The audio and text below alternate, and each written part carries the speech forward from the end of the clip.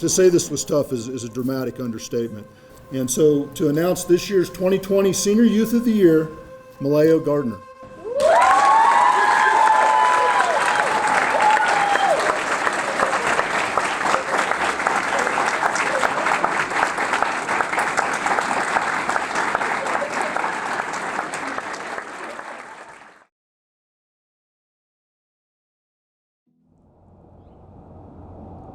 I was diagnosed with acute lymphoblastic leukemia. I'd kind of known for a while, like for a few months, that something wasn't right because I was like always tired, like all the time. Like I'd have these like short bursts of energy and then just no. But once I started second grade, I started getting like this really, really high fever, like 105. So like just for context, 115 is where your brain starts to melt. And once it got to that 105, Mom freaked out. They took me to the youth clinic in Fort Collins, who then sent us to Poudre Valley Hospital. And all they kept saying was, her blood is low, her blood is low, which didn't mean anything to me. So they then sent me to Children's Hospital, like out in Denver. Milayo was in the back seat and she was just knocked out. I went back to my 7-year-old daughter and I gave her a piggyback ride into the hospital because she didn't have the strength to walk in. Sorry. They found the cancer first, and then because of the low blood, they were able to find a heart defect where I had a hole in one of my valves. The thing that was more deadly was the cancer, so they were working on that first for like 2 years and 2 months. So I took my last pill on November 13th, 2013. That August, I went in for open heart surgery, and so they fixed it. Then I was in the hospital for a few days after that, and it was right before I had my open heart surgery that I started going to club. So I remember that first summer, like we were doing all these programs, and all of them were like the day after I had said surgery, so I wasn't able to go to like any of them.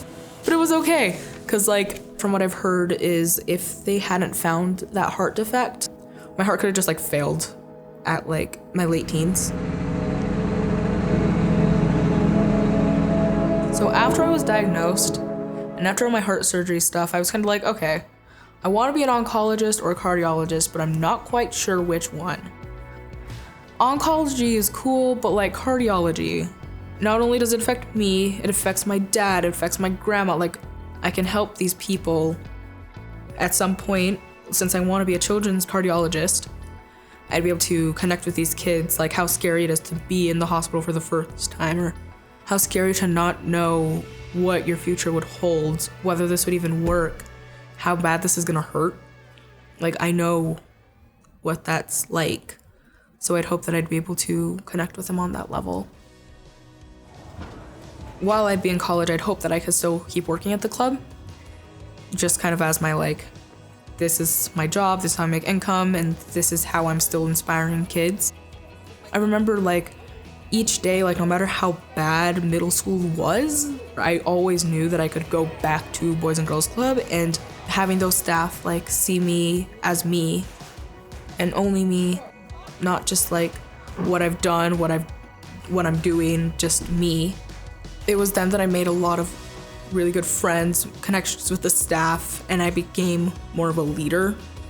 And those friends and staff have helped me to regain my confidence by reminding me that I have value there.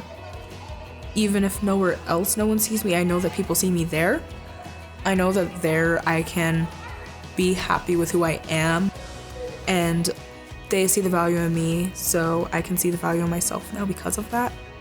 And I've just kind of learned that like you don't have to be at 100% to be able to inspire others to be at their 100%.